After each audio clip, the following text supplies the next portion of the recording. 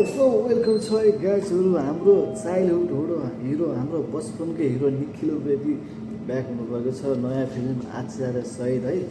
फिल्मको teaser review गरौँ है कस्तो रहेछ गाइजहरू है टिभी है टिजर हेरेर पनि कस्तो रहेछ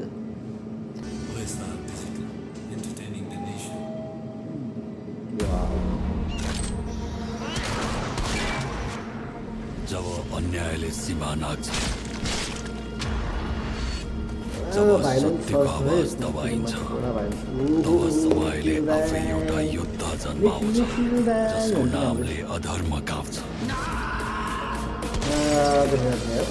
र धर्मले फेरि सेट उठाउँछ प्रोडक्सन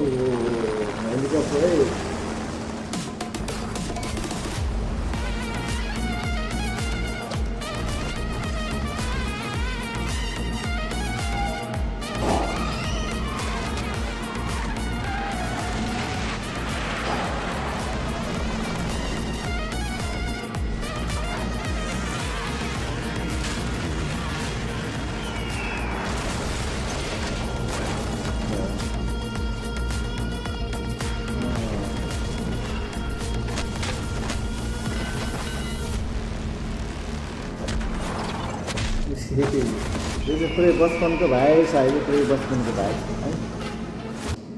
त्यो यार त्यहाँ त्यो साउथ फिल्मको त्यो कमेडी जस्तो लाग्यो त्यो यार नाम ट्याक्कै थाहा भएन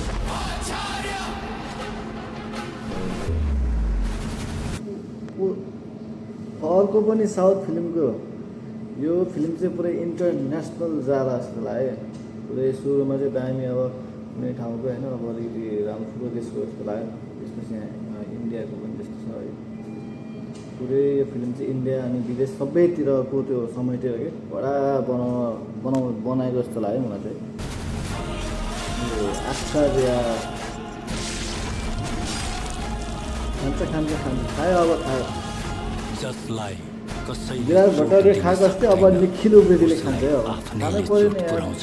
इन्डियाको बलिउडको लेजेन्डहरू अहिलेसम्म अब खाइरहेको होइन चलिरहेको छ